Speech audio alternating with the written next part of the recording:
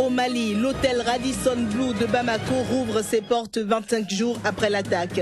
Une cérémonie s'y est tenue en présence du président malien.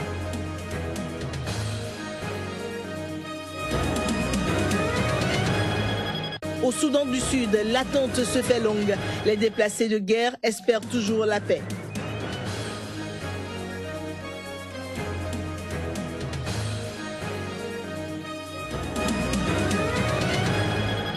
En République démocratique du Congo, Joseph Kabila veut le dialogue. Il estime que le mode de règlement des divergences politiques et sociales reste le dialogue.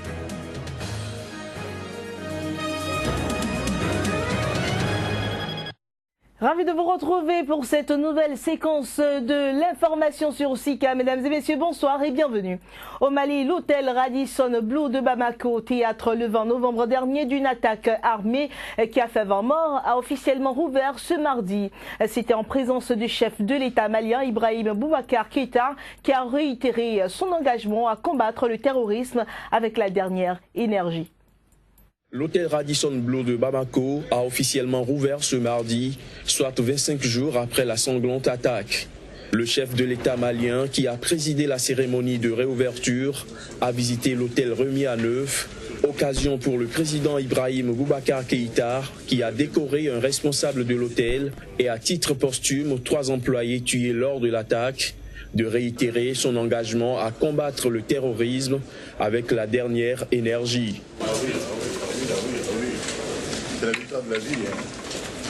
Des mesures de sécurité ont été renforcées dans cet établissement de standing situé dans l'ouest de la capitale malienne. Il y a eu quelques emplacements techniques. Il s'agit de la porte en gris.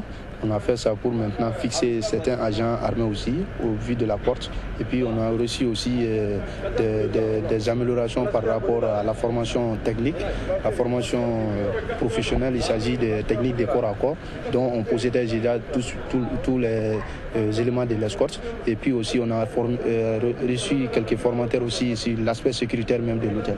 Le Radisson Blu a été attaqué le 20 novembre par des hommes armés qui ont tué 20 personnes, dont 14 étrangers. L'attentat a été revendiqué par 2 groupes djihadistes, Al-Mourabitoun de l'Algérien Mokhtar Bel Mokhtar et le Front de libération du Massina. Le 26 novembre, les forces maliennes ont arrêté à Bamako 2 hommes soupçonnés d'être liés à l'attentat. Depuis, ils demeurent en détention et aucune nouvelle arrestation n'a officiellement été effectuée en lien avec l'enquête. En Centrafrique, l'ONU et les experts internationaux ont effectué leur toute première opération de déminage dans le pays. Ce après la découverte d'une pile d'objets devant un bureau de vote du quartier PK5. Les explications avec un agent de déminage qui a opté pour l'anonymat. On voit effectivement qu'il y a des bouteilles, qu'il y a des branchages. Et si tu veux, le paquet était assez dense.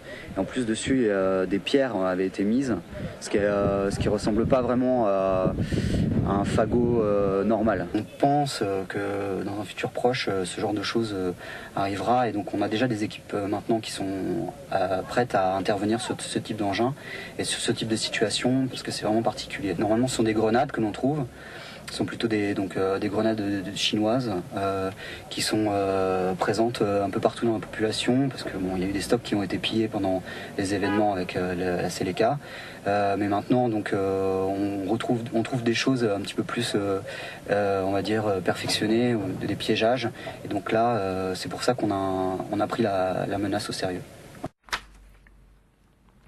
En Angola, 15 opposants au président José Eduardo dos Santos, emprisonnés depuis mi-juin, vont être assignés à résidence dès vendredi prochain. Ces derniers, dont le procès a débuté il y a un mois, sont accusés de rébellion et de tentative de coup d'État contre le président dos Santos.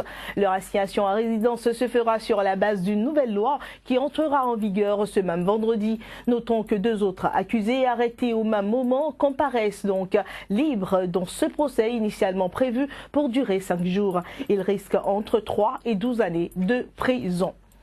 Allons à présent en Guinée équatoriale pour dire que la Cour de cassation française a rejeté ce mardi même le pourvoi formé par Théodorin Obiang, le fils du président équato-guinéen, qui demandait l'annulation de sa mise en examen dans l'affaire dite de biens mal acquis.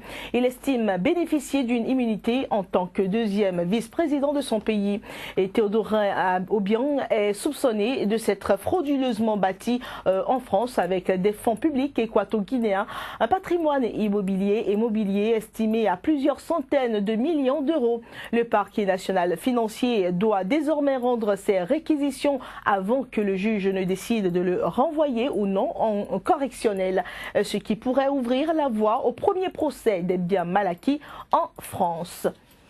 Pendant ce temps, en RDC, le président Joseph Kabila a fait son discours à la nation lundi devant les deux chambres réunies en congrès. Le président congolais s'est inquiété donc des conséquences de la baisse du coût des matières premières sur l'économie du pays.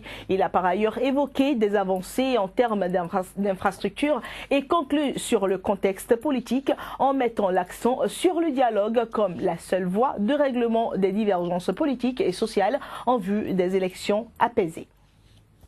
Joseph Kabila Kabange, président de la République démocratique du Congo, s'est enfin adressé à la population congolaise devant l'Assemblée nationale et le Sénat. Joseph Kabila Kabange a brossé l'état de lieu des différents secteurs. Il a déploré quelques poches de résistance des rebelles mettant en cause la sécurité du pays. Il a évoqué les avancées remarquables dans le secteur de transport avec l'acquisition des aéronefs et de la réhabilitation de la voie aéroportuaire. Le président de la République démocratique du Congo a salué les élus du peuple pour les efforts consentis pour la stabilité des institutions, entre autres l'installation de nouvelles provinces. Il a par ailleurs conclu son discours sur la situation politique de l'heure. Il a insisté sur le dialogue qui, selon lui, reste la seule voie pour régler les divergences politiques et sociales. Je disais donc que ce n'est pas par la violence que nous réglerons nos divergences. Ce n'est pas non plus des Nations Unies, de l'Orient ou de l'Occident qui viendront les solutions à nos problèmes. L'adresse de Joseph Kabila Kabange souligne que les Congolais devraient eux-mêmes trouver la solution à leurs problèmes. Il a épinglé la mise en œuvre du processus électoral authentique qui réduirait le coût du scrutin. Avec pour objectif de trouver des solutions consensuelles aux questions majeures qui minent le processus électoral, ouvrant ainsi la voie à des élections crédibles et apaisées. Devant une assistance fortement issue de la majorité présidentielle, car l'opposition a opté pour le boycott de ce discours et suspendu sa participation aux activités de l'Assemblée nationale la semaine dernière, Joseph Kabila Kabange a sans doute mis en garde ceux qui choisiraient d'autres options que la paix.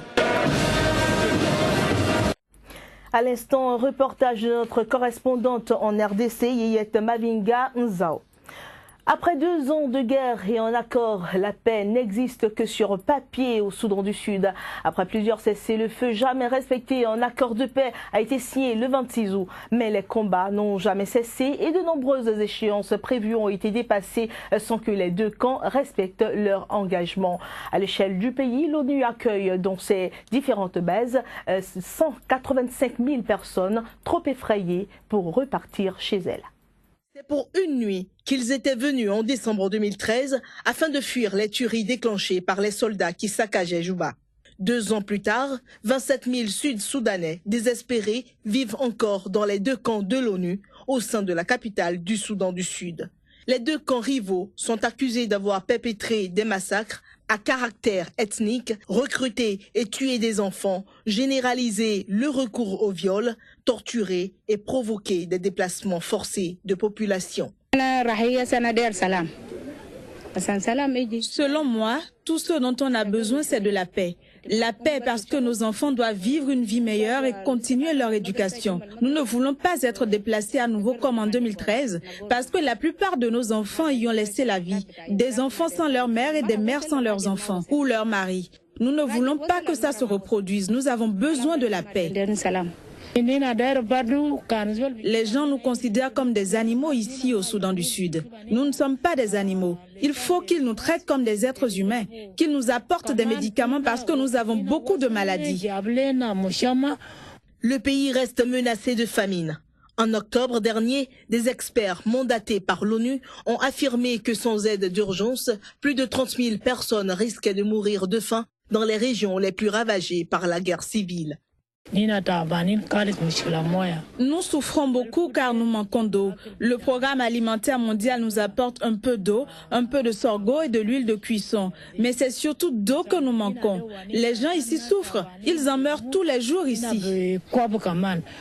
Fin novembre déjà, le secrétaire général de l'ONU, Ban Ki-moon, a estimé que le non-respect du calendrier de l'accord jetait un doute sur la détermination à appliquer le processus de paix. De nombreux groupes armés et milices ethniques épaulent l'armée ou la rébellion, mais certains échappent largement à toute autorité. Toujours au Soudan du Sud, l'hôpital de Kodok, qui se trouve au nord-est du pays, est sur la ligne de front. En effet, bien qu'opérationnel, l'hôpital doit quotidiennement faire face aux tensions liées au conflit avec le Soudan, une situation que déplorent les usagers de cet hôpital. Je ne suis pas parti parce que j'ai besoin d'aider les gens. Ils ont besoin d'aide. Donc, l'équipe de l'hôpital vient également. Ils viennent travailler.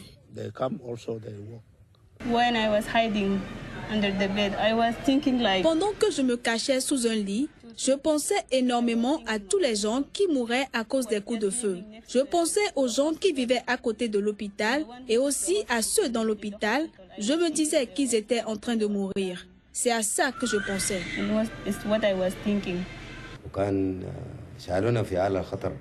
Ils ne s'attendaient pas à me voir revenir avec ma jambe, car j'ai été gravement blessé, comme les 3/4 des patients à l'hôpital. Lorsque nous sommes revenus, j'ai pu être traité et ma jambe a été soignée. Elle était même en meilleur état qu'auparavant. Lorsque nous sommes revenus, nous avons été bien reçus et nous avons retrouvé ceux qui avaient fui l'hôpital, ceux qui avaient eu peur lors de l'attaque, notamment les médecins et les membres de l'équipe. Ils étaient tous de retour. Ils étaient heureux de nous voir.